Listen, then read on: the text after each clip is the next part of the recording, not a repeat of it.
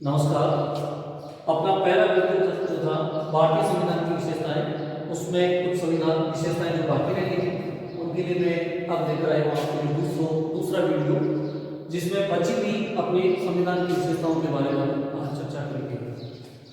उसमें हमने 12 विशेषताओं का अध्ययन किया था, तो हम आगे चलते हैं आज 13वीं जो हमारे संविधान की विशेषता है उसके बारे में। 13वीं जो अपनी संविधान की विशेषता है वो है एकात्मक और संघात्मक तत्वों का समन्वय। समन्वय का मतलब दोनों का मिला जुला रूप है हमारा संविधान। एकात्मक क्या होता है? एकात्मक उसे कहते हैं जिसमें सारी शक्तियां किसी भी एक केंद्र में निहित होती है, यानी शक्तियों का केंद्रीकरण पाया जाता है। ऐसी व्यवस्था ब्रिटेन में है। संघात्मक वे होते हैं जिनमें शक्तियों का विकेंद्रीकरण पाया जाता है, अर्थात शक्तियों का विभाजन केंद्र और राज्य दोनों के बीच किया जाता है। हमारा संविधान हमारे देश को वैसे तो संघात्मक राज्य घोषित करता है। आपको याद होगा हमारे संविधान में लिखा है भारत जो कि राज्यों का एक संघ। वो यही कहता है कि हमारे यहाँ राज्य और केंद्र दोनों का मिला जुला स्वरूप है। राज्यों को स्वायत्तता दी गई है, साथ साथ केंद्र को अधिक शक्तियां दी गई है ताकि इसमें अलगाव की समस्या पैदा नहीं हो सके, अर्थात राज्य अलग होने की भावना नहीं रख सके। इसलिए हमने इन दोनों का समन्वय किया है। यह मिला जुला जो स्वरूप है हमारा, इसमें भी हमने शक्तियों का झुकाव केंद्र की ओर रखा है, अर्थात ज्यादा शक्तियां हमने केंद्र को प्रदान की है। क्योंकि इसका कारण मैं पहले स्पष्ट कर चुका हूं आपके सामने, ताकि अलगाव की भावना पैदा नहीं हो सके। ऐसी कौन सी विशेषताएं हैं, ऐसी कौन सी जो हमारे देश की जो इसकी सुविधाएं हैं जिनके बारे में बताता हूं कि झुकाव केंद्र की ओर कैसे है। जैसे हम बात करते हैं विधायी अधिकारों की। विधायी अधिकारों के बारे में केंद्र सूची पर कानून बनाने का अधिकार केंद्र सरकार को है। राज्य सूची के विषयों पर कानून बनाने का अधिकार राज्य सरकार को है। समवर्ती सूची पर कानून बनाने का अधिकार दोनों सरकारों को है। और जो इन तीनों में नहीं है, ऐसे विषयों पर कानून बनाने का अधिकार भी संघ सरकार को है। लेकिन हम देखते हैं कि राज्य सूची के विषयों पर भी यदि राज्यसभा अपना प्रस्ताव पारित कर दे और उसे राष्ट्रीय महत्व का घोषित कर दे उस विषय को, तो उस पर भी कानून बनाने की शक्ति संघ सरकार को प्राप्त हो जाती है। यदि झुकाव राज्य सूची का विषय होते कि झुकाव किसकी ओर रख दिया गया है, वो रखा गया है केंद्र की ओर। समवर्ती सूची की बात करें तो समवर्ती सूची पर दोनों सरकारों को कानून बनाने का अधिकार है। लेकिन यदि विरोधाभास की स्थिति पैदा हो जाए, यानी एक सरकार दूसरे सरकार का विरोधाभासी कानून बना दे, तो ऐसी स्थिति में भी केंद्र सरकार द्वारा बनाया गया कानून प्रभावी होता है। और अविशिष्ट सूची की बात तो हम कर ही रहे हैं कि उनमें भी कानून बनाने का अधिकार केवल और केवल संघ सरकार। ऐसे में हम देखते हैं विधायी अधिकारों में झुकाव केंद्र की ओर है। साथ ही हम देखते हैं कि कुछ ऐसे प्रावधान भी हैं जहां केंद्र अपनी इच्छा से बदलाव कर सकती है। कौन से प्रावधान है जिनमें केंद्र अपनी इच्छा से बिना राज्यों के समर्थन के बदल सकती है? तो इसमें नाम आता है जैसे राज्यों का नाम, गठन, सीमांकन आदि। साथ ही साथ राज्यों में विधान परिषदों की स्थापना और उनकी समाप्ति। इसमें केंद्र सरकार को राज्यों की सहमति की आवश्यकता नहीं होती है। तो इस तरह से हम देखते हैं कई ऐसे प्रावधान हमारे संविधान में हैं जो केंद्र को शक्तिशाली बनाते हैं, लेकिन साथ साथ जो राज्य के हितों को प्रभावित करते हैं, ऐसे मामलों में राज्यों को भी महत्वपूर्ण स्थान दिया गया है। जैसे राष्ट्रपति के चुनाव, इनमें यदि कोई बदलाव करना है तो बिना राज्यों के समर्थन के केंद्र इसको बदल नहीं सकता। तो इस तरह से हम देखते हैं हमारा संविधान एकात्मक और संघात्मक तत्वों का मिला जुला स्वरूप लिए हुए है। अगली विशेषता की बात करते हैं, कठोर एवं लचीला संविधान। तो सबसे पहले हम ये जानकारी लेंगे कि कठोर संविधान किसे कहते हैं और फिर लचीला संविधान किसे कहते हैं। तो मैंने लिखा है, लचीला वह संविधान है जिसमें संशोधन कानून निर्माण की साधारण प्रक्रिया से किया जा सकता है, यानी संसद को कानून निर्माण की साधारण प्रक्रिया से संविधान को बदलने का, उसमें संशोधन करने का अधिकार प्राप्त होता है, तो वो संविधान लचीला संविधान है। कौन सा देश है जहां का संविधान लचीला है?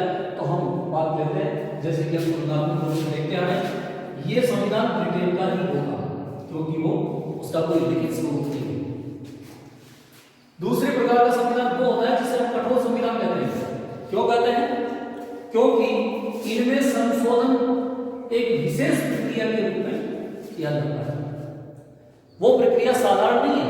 संविधान संशोधन की जिस प्रक्रिया का उल्लेख अनुच्छेद 368 में किया गया है, उसके तहत जो बदलाव किए जा सकते हैं वो कठोर संविधान की श्रेणी में आते हैं।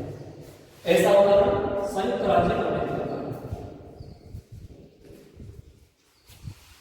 हमारे देश में दोनों का मिला जुला स्वरूप अपनाया है।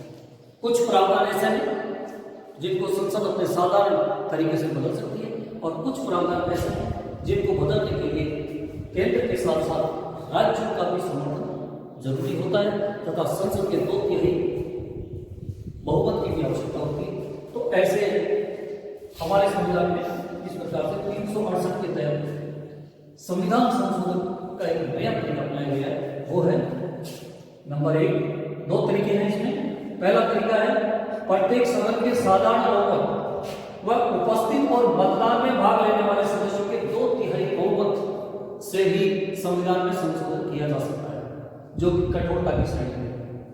साथ ही साथ 368 में संविधान संशोधन की एक और प्रक्रिया का उल्लेख है, वो है उपयुक्त, जो आप साधारण एवं उपस्थित और मतदान में भाग लेने वाले सदस्यों की 2/3 बहुमत के साथ साथ कम से कम आधे राज्यों की विधानसभाओं के समर्थन, कम से कम आधे राज्यों की विधानसभाओं के समर्थन से जो संशोधन किया जा सकता है, वो भी कठोर संविधान संशोधन की श्रेणी में आता है।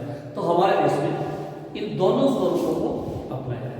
इस तरह से हम अगली विशेषता की ओर करते हैं।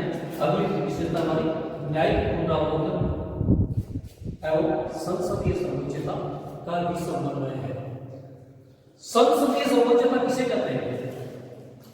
संसदीय सर्वोच्चता का अर्थ है जहां संसद सर्वोच्च होती है, कानून निर्माण की अंतिम शक्ति संसद को प्राप्त होती है, उसके द्वारा निर्मित कानून को किसी भी परिस्थिति में बदला नहीं जा सकता। यह भी ब्रिटेन को प्राप्त है, ऐसी व्यवस्था भी ब्रिटेन में। और न्यायिक पुनरावलोकन का मतलब है कि ऐसी व्यवस्था जिसमें न्यायपालिका संसद द्वारा बनाए गए कानून को, जो संविधान का उल्लंघन करते हैं, उनको अवैध घोषित कर सकती है, निरस्त कर सकती है, जिसे हम न्यायिक पुनरावलोकन कहते हैं। भारत में इन दोनों के ही स्वरूप को अपनाया है। एक और कानून निर्माण के क्षेत्र में हमने संसद को सर्वोच्च माना है, तो साथ ही साथ कानून की व्याख्या करने का अधिकार हमने न्यायपालिका को दिया। व्याख्या का अधिकार न्यायपालिका को है और कानून निर्माण में सर्वोच्च स्थान संसद को है। संसद भी यदि कानून, ऐसा कानून का निर्माण करे जो संविधान का उल्लंघन करता है, तो उसे न्यायपालिका अवैध घोषित कर सकती है। इस तरह से दोनों में समन्वय रखने की कोशिश की गई है। ये हमारे संविधान की अगली विशेषता है। अब हम बात करते हैं एक और विशेषता जिसे हम कहते हैं स्वतंत्र एवं निष्पक्ष न्यायपालिका। जब तक न्यायपालिका स्वतंत्र नहीं होगी, तब तक कार्यपालिका व्यवस्थापिका उसे अपने इशारों पर नचा सकती है और ऐसे में एक अच्छे संघात्मक राज्य की स्थापना नहीं की जा सकती।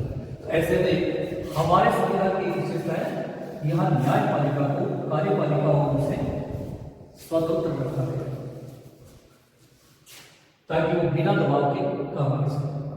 स्वतंत्र रखने के लिए क्या किया है? ऐसे कौन से प्रावधान है जो न्यायपालिका को स्वतंत्रता देता है? तो सबसे पहला प्रावधान तो बात करते हैं कि न्यायाधीशों की नियुक्ति कार्यपालिका के द्वारा की जाती है ताकि उनमें पक्षपात नहीं हो सके, ताकि व्यवस्थापिका न्यायाधीशों को अपनी इच्छा के अनुकूल चलने के लिए मजबूर न कर सके। दूसरा उपाय क्या है न्यायाधीशों को हटाने का।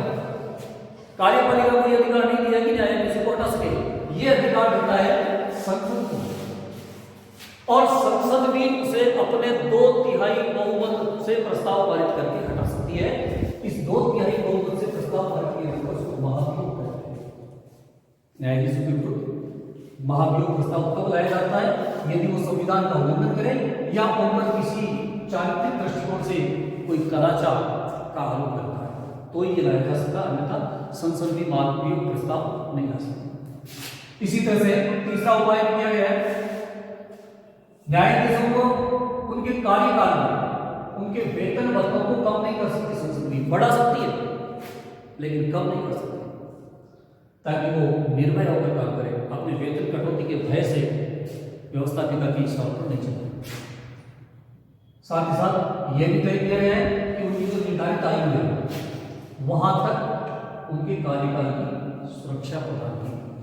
तो इस तरह से हमारे भारत देश में एक स्वतंत्र और निष्पक्ष न्यायपालिका की व्यवस्था की गई। अब हम बात करते हैं विशेषता की ओर। आपातकालीन उत्पत्ति, जैसा कि मैंने बताया था, संघात्मक होते हुए भी हमने झुकाव केंद्र की ओर रखा है। हम नहीं चाहते कि राज्य भारत संघ से अलग होने की चेष्टा करें, तो ऐसी स्थिति में हमने आपातकालीन उपबंधों का रुख किया है। भाग संख्या 18 अनुच्छेद 352 से 60 आपातकालीन उपबंधों के बारे में बताया गया। क्या होता है इसमें? जब भी आपातकाल घोषित किया जाता है तो संपूर्ण शक्तियां राष्ट्रपति में नहीं हो जाती है और उसकी ओर से मंत्रिपरिषद शासन करती है, ताकि राज्य की शक्तियां क्षीण हो जाए और वो अलग नहीं हो सके। आपातकाल 3 प्रकार के हैं। एक प्रकार को हम कहते हैं राष्ट्रीय आपातकाल, अर्थात संपूर्ण देश में या उसके किसी एक हिस्से में यह आपातकाल लागू किया जा सकता है। यह आपातकाल तब लागू किया जा सकता है जब बाहरी आक्रमण की आशंका हो या देश के आंतरिक हिस्सों में अशांति फैल गई, विद्रोह हो गया हो, ऐसी स्थिति में आपातकाल लगाया जा सकता है। इस शब्द का दुरुपयोग किया गया था 1975 में। इंदिरा गांधी ने अपनी इच्छा से आंतरिक अशांति के स्थान पर आंतरिक अशांति के नाम से आपातकाल घोषित कर दिया था, जो कि गलत था, क्योंकि जनता अपने अधिकारों की मांग के लिए आगे बढ़ रही थी, लेकिन उसने इसका विरोध किया। तो फिर अगली जो सरकार है उसने इस शब्द में कुछ बदलाव कर दिया, यानी 44वें संविधान संशोधन द्वारा इसे बदल दिया गया और उसके स्थान पर नया शब्द जोड़ा गया सशस्त्र विद्रोह। अब ये हो गया है बाहरी आक्रमण, आंतरिक सशस्त्र विद्रोह की स्थिति में राष्ट्रीय आपातकाल लागू किया जा सकता है अनुच्छेद 352। दूसरा आपातकाल जिसे हम राज्य आपातकाल भी कहते हैं, यानी किसी राज्य विशेष में यदि संविधान का उल्लंघन हो रहा है, राज्य सरकार संवैधानिक प्रावधानों से शासन नहीं कर रही है, तो ऐसी स्थिति में मंत्रिपरिषद अपने हाथों में शक्ति को ले सकती है। ये दो तरह से हो सकता है, ये इसके लिए वो दो तरह से सूचना ले सकते हैं। एक तो मंत्रिपरिषद अपने संज्ञान में ले सकती है या राज्यपाल भी ऐसी सूचना उसे दे सकता है। जब संवैधानिक तंत्र की विफलता की सूचना केंद्र सरकार को प्राप्त होती है तो वो उस राज्य में आपातकाल घोषित कर सकती है। इसे संवैधानिक तंत्र की विफलता पर लगाया जाने वाला आपातकाल कहते हैं। यह अनुच्छेद 356। एक और आपातकाल है वित्तीय आपातकाल 360 के है।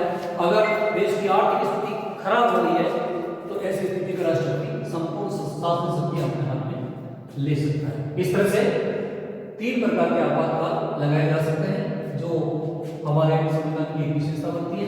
अब हम बात करते हैं अगली विशेषता की, जिसे हम कहते हैं अल्पसंख्यक एवं पिछड़े वर्गों के लिए विशेष प्रावधान। यहाँ हमारे विभिन्न जाति धर्म के लोग रहते हैं जिनकी जनसंख्या कम हो सकती है। अगर हम उनको कुछ प्रावधान नहीं करेंगे तो वो बहुमत के अत्याचार का शिकार हो सकते हैं। तो ऐसी स्थिति में उन्हें कुछ विशेष छूट दी गई है, उनके लिए कुछ विशेष प्रावधान संविधान में किए गए। उन्हीं तरह की एक प्रावधान की मैं बात करता हूं, उन्हें आरक्षण का फायदा मिलता है। सरकारी नौकरियों में,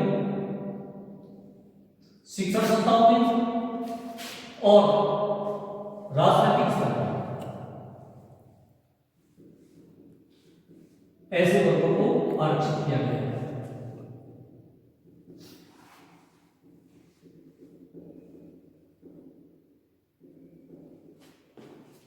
साथ ही साथ कुछ और प्रावधान भी किए गए। अनुसूचित जाति और जनजाति के लोगों को विधानसभा और लोकसभा में आरक्षण देने का प्रावधान अनुच्छेद 330 और 332 में किया गया है।